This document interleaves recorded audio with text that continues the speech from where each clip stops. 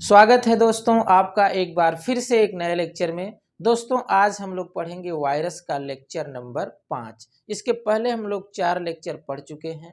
इसके पहले वाले लेक्चर में हम लोग पढ़ रहे थे लाइफ साइकिल ऑफ बैक्टीरियोफेज।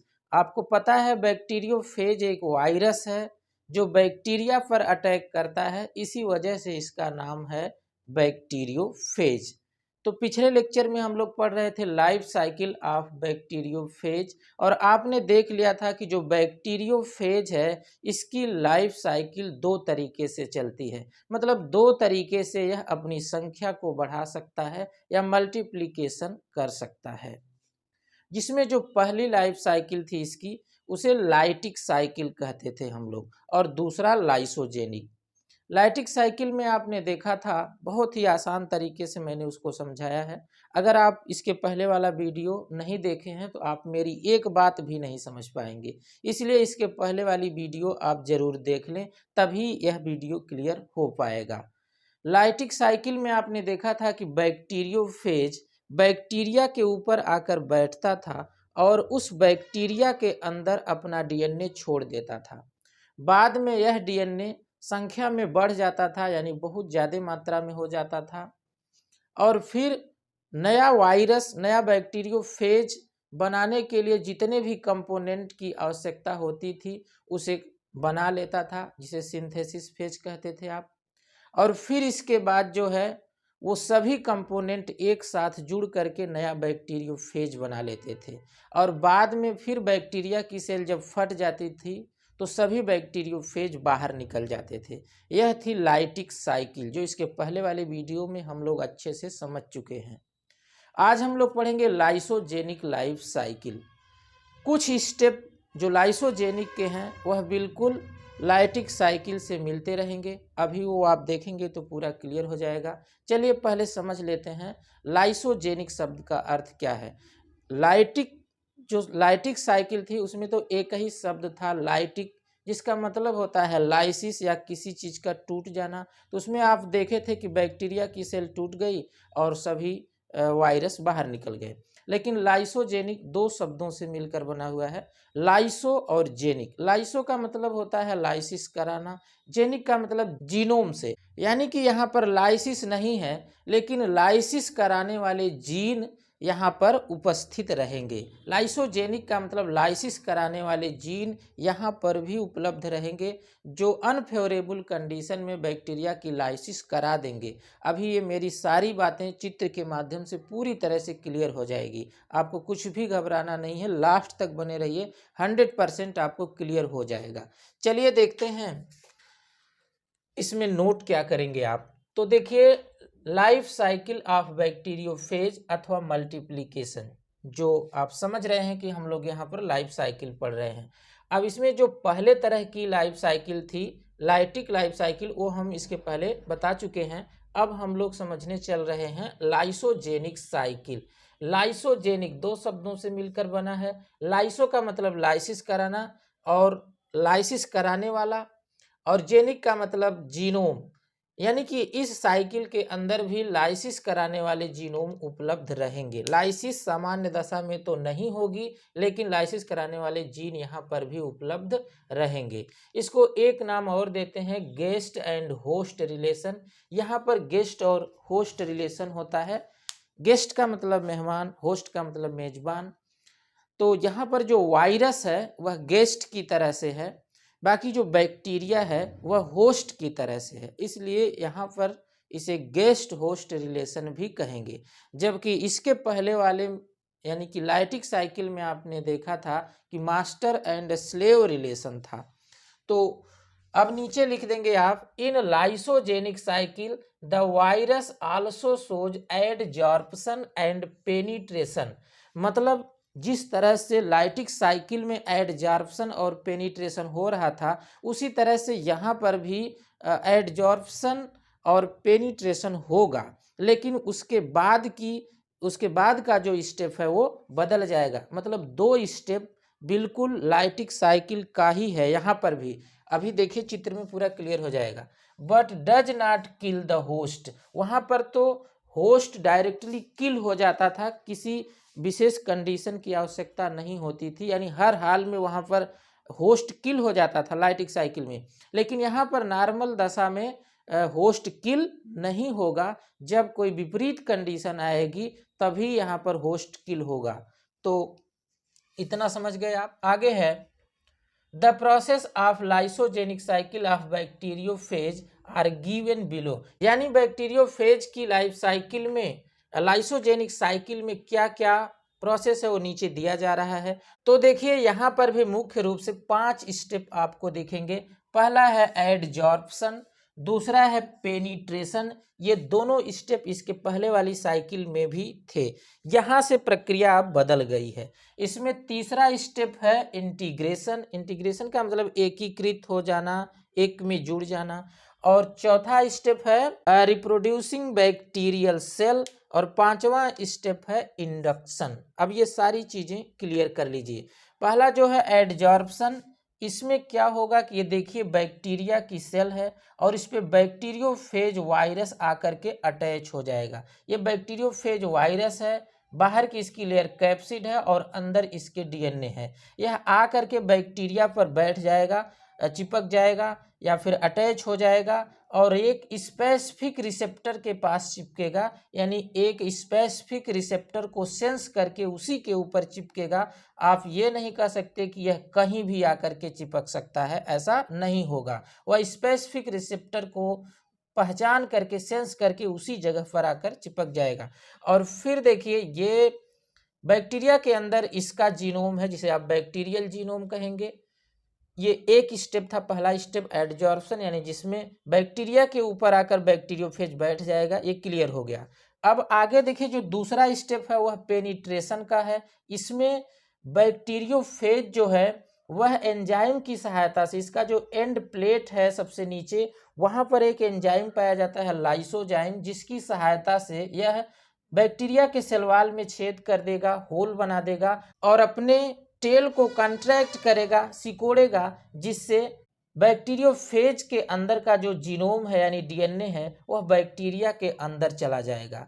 इस प्रक्रिया को पेनिट्रेशन कहेंगे। और ऊपर जब डीएनए निकल गया बैक्टीरियोफेज के अंदर से, तो बाकी जो बचा हुआ हेड, टेल और टेल फाइबर है बैक्टीरियोफेज का, उसे घोस्ट बोलेंगे। एक बात आप ये भी याद रखेंगे। और फिर अब देखिए तीसरे स्टेप में क्या होगा। तीसरे स्टेप का नाम है इंटीग्रेशन। इंटीग्रेशन का मतलब एकीकरण हो जाना, एक साथ जुड़ जाना। तो आप देख रहे हैं कि जो बैक्टीरिया का डीएनए था उसके अंदर वायरस का डीएनए जुड़ गया है। ये ब्लैक कलर से मैंने बनाया है बैक्टीरिया का डीएनए है और रेड कलर से जो है वो वायरस यानी बैक्टीरियोफेज का डीएनए है। दोनों एक साथ जुड़ गए, इसी बात को इंटीग्रेशन बोलेंगे। और जो यहाँ पर अब जीनोम एक विशेष तरह का जीनोम बना, जिसके अंदर बैक्टीरिया का भी जीनोम उपलब्ध है और वायरस का भी जीनोम उपलब्ध है, तो अब इसे आप प्रोफेज कहेंगे। अब देखिए प्रोफेज का मतलब यहाँ पर वो नहीं है जो आप कोशिका विभाजन के समय पढ़े थे, प्रोफेज, मेटाफेज, एनाफेज। यहाँ पर प्रोफेज का मतलब देखिए यहाँ पर PHAGE है, वहाँ पर SE होता था, यानी PHASE। वो प्रोफेज अलग था, वह एक दशा, एक कंडीशन थी। लेकिन यहाँ पर फेज का मतलब है नष्ट कर देना या निगलना। अब प्रोफेज का मतलब क्या हो गया, यानी कि ये जो जीनोम बना है इसके अंदर भी वह कैपेसिटी है कि बैक्टीरिया की सेल को नष्ट कर देगा, लेकिन ये प्रोफेज है, यानी नष्ट करने के पहले की अवस्था है प्रोफेज। यानी प्रो का मतलब पहले और फेज का मतलब निगलने के, यानी निगलने के या फिर जो है नष्ट करने के पहले की अवस्था है, इसलिए इसे आप प्रोफेज कहेंगे। तो आप देख रहे हैं कि बैक्टीरिया के डीएनए में वायरस का डीएनए जुड़ गया है और इस जुड़ने की प्रक्रिया को इंटीग्रेशन बोलेंगे। बाकी जो जुड़ा हुआ जीनोम बना है उसे आप प्रोफेज बोलेंगे। प्रोफेज का मतलब आप समझ गए हैं, प्रो का मतलब पहले और फेज का मतलब नष्ट करने से पहले की दशा। इसके पहले वाली लाइफ साइकिल में आपने देखा था कि जब डीएनए एंट्री करता था बैक्टीरिया के अंदर, तो बैक्टीरिया के सारे क्रियाकलाप को रोक देता था, लेकिन यहाँ पर ऐसा नहीं है। बैक्टीरिया के किसी भी क्रियाकलाप में कोई बाधा नहीं होगी। आगे यह बैक्टीरिया डिवाइड होता रहेगा। जब आगे यह बैक्टीरिया डिवाइड होगा तो जायज़ सी बात है कि बैक्टीरिया के डिवाइड होने से पहले इसका जीनोम डिवाइड होगा, यानी कि इसके अंदर जो जीन, इसके अंदर जो डीएनए है वो डिवाइड होगा। तो आप ये भी देख लिए कि इसके डीएनए से वायरस का भी डीएनए जुड़ चुका है। तो इसका मतलब जब बैक्टीरिया का डीएनए डिवाइड होगा, जेनेटिक मटेरियल दो भागों में बटेगा, तो साथ ही साथ वायरस का डीएनए भी दो भागों में बटेगा, यानी दो जीनोम इस तरह से बनेंगे कि उसमें बैक्टीरिया का भी डीएनए होगा और वायरस का भी होगा। यानी कि जब दो जेनेटिक मटेरियल बन करके तैयार हो गए तो अब बैक्टीरिया भी डिवाइड होगा। तो जब बैक्टीरिया डिवाइड होगा और दो बैक्टीरिया बन जाएंगे, यानी दो डॉटर बैक्टीरिया बन जाएंगे, और दोनों बैक्टीरिया के अंदर इस प्रकार का जीनोम रहेगा कि उसमें कुछ पार्ट बैक्टीरिया का डीएनए होगा और कुछ पार्ट वायरस का डीएनए होगा। इस प्रकार के बैक्टीरिया बन जाएंगे। अब आगे क्या होगा कि ऐसे तो ये भी बैक्टीरिया डिवाइड होगा तो फिर दो बनेंगे, ऐसे बार बार डिवाइड होते रहेंगे और बहुत सारे बैक्टीरिया बन जाएंगे, और उन बैक्टीरिया के अंदर का जो जीनोम होगा उसमें बैक्टीरिया का भी डीएनए होगा और वायरस का भी डीएनए होगा। लेकिन कभी कभी स्ट्रेसफुल कंडीशन आती है जिसमें भोजन की कमी या फिर कोई वातावरण की खराब दशा आती है, तो ऐसे में क्या होता है कि ये देखिए जो बैक्टीरिया बना हुआ है इसके अंदर तो ये बैक्टीरिया का डीएनए है और ये वायरस का डीएनए है, लेकिन जब खराब दशा होती है तो ये जो बैक्टीरियोफेज यानी वायरस है उसका डीएनए बैक्टीरिया से अलग हो जाएगा और अलग होकर फिर वही दशा अपनाएगा जो आप लाइटिक साइकिल में देखे थे कि अपने आप को मल्टीप्लाई कर लेगा और बैक्टीरिया का राइबोसोम यूज करके अपने कंपोनेंट को तैयार कर लेगा। बाद में जब यह कंपोनेंट तैयार हो जाएगा तो एक साथ जुड़ जाएगा और एक साथ जुड़ने के बाद बहुत सारे वायरस उस बैक्टीरिया के अंदर बन जाएंगे। आप देख रहे हैं कि इस बैक्टीरिया के अंदर बहुत सारे वायरस बन गए हैं, यानी बैक्टीरियोफेज बन गए हैं, और बाद में जब इसकी लाइसिस हो जाएगी, यह टूट जाएगा, तो फिर जो है सब वायरस बाहर निकल जाएंगे। तो सबसे आखिरी जो इसका स्टेप होता है उसे इंडक्शन बोलते हैं। इंडक्शन का मतलब लाइसोजेनिक लाइफ साइकिल का लाइटिक लाइफ साइकिल में चेंज हो जाना। अभी तो आप सुन रहे थे कि इसमें बैक्टीरिया किल नहीं होंगे। देखिए यहाँ पर लिखा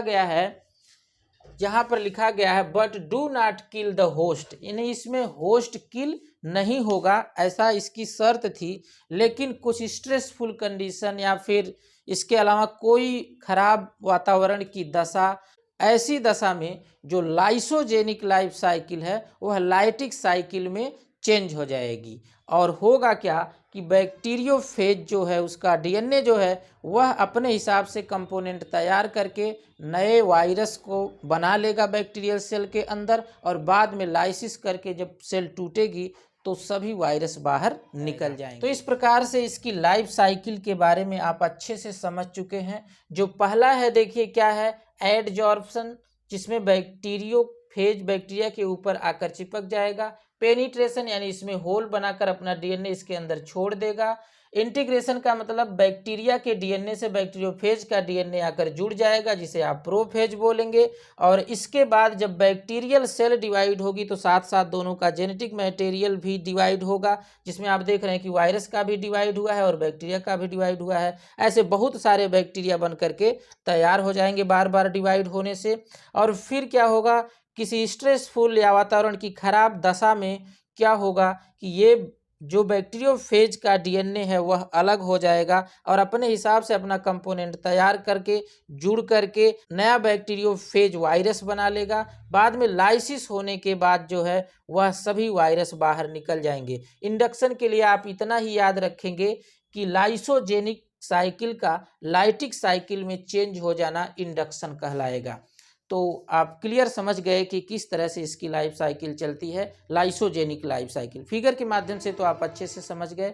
बाकी आइए देख लेते हैं इसमें आप नोट क्या करेंगे। तो दो स्टेप तो पहले का ही है, चलिए इसको भी हम जल्दी से देख लेते हैं। The bacteriophage attached on the surface of bacteria, यानी कि एडजॉर्प्शन में जो बैक्टीरियोफेज है वो बैक्टीरिया के सरफेस से आकर अटैच हो जाएगा। This process is known as adsorption. इस प्रक्रिया को एडजॉर्प्शन कहेंगे। आगे देखिए, the tip of tail fiber of bacteriophage, यानी बैक्टीरियोफेज के टेल फाइबर का जो टिप है वह अटैच्ड बाय स्पेसिफिक रिसेप्टर, वह एक स्पेसिफिक रिसेप्टर से अटैच हो जाएगा ऑन द बैक्टीरियल सेल के ऊपर।